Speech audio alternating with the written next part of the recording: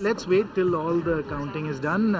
The last I checked, we were at 41 seats, which in a 81 house is in fact a majority. I'm quite sure that we will in fact exceed 41 and perhaps get 42 or 43 even, or even better than that. So I'm quite confident that we will be able to form a stable majority government, which the people of Jharkhand deserve and desperately need.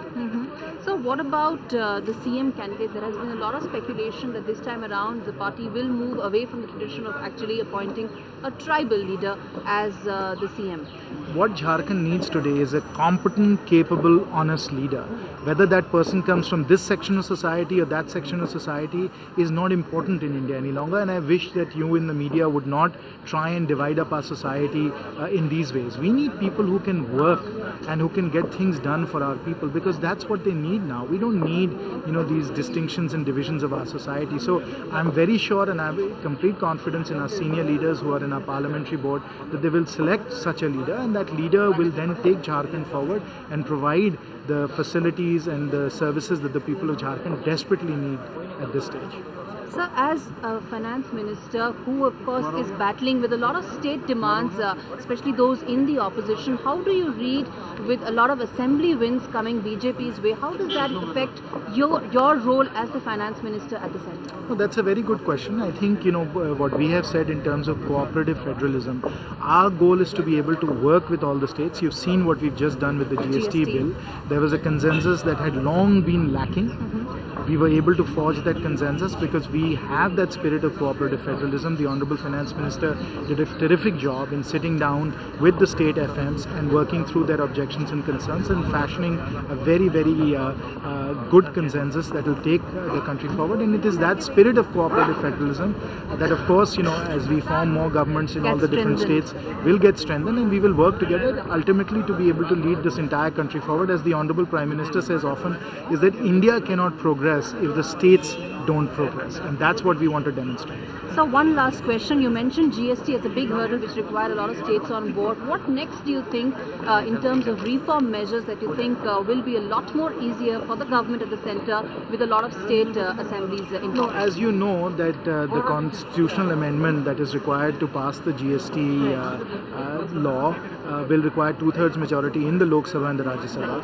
This is a bill that I don't think any party should oppose, because it is a bill that will benefit all of India. So if any party opposes the GST constitutional amendment, I think that they will be sending a very wrong message to the people of India.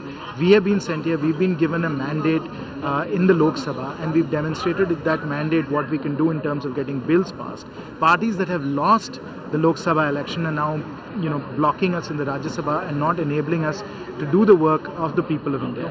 So we absolutely need them to work with us to get the constitutional amendment passed as far as GST is concerned, and thereafter we have to get 50% of the states to pass the constitutional amendment, and then every state and the centre has to pass the GST bill. So as far as GST is concerned, it's a very complicated legislative process, and that is why we need everybody at this stage to work together for the good of India, and that's my appeal to all of our parties who are in opposition right now. Please work together with us to be able to do the work of the people of India. Likewise for insurance as well, you need Naturally, opposition on board? We had everything done. We had the insurance bill ready to go.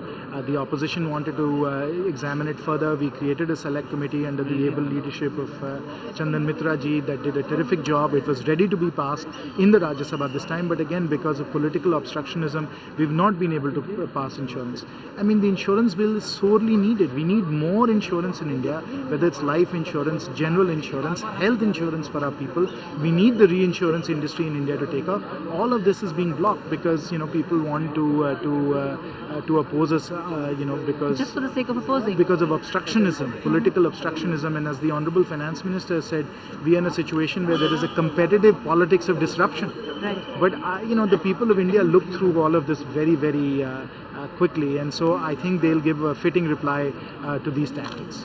Find us on Facebook at facebook.com/ETNow, and don't forget to click the like button. You can also follow us on Twitter at ETNowLive. To stay updated with all our programming, hit the subscribe button on our YouTube channel by logging on to youtube.com/user/ETNow.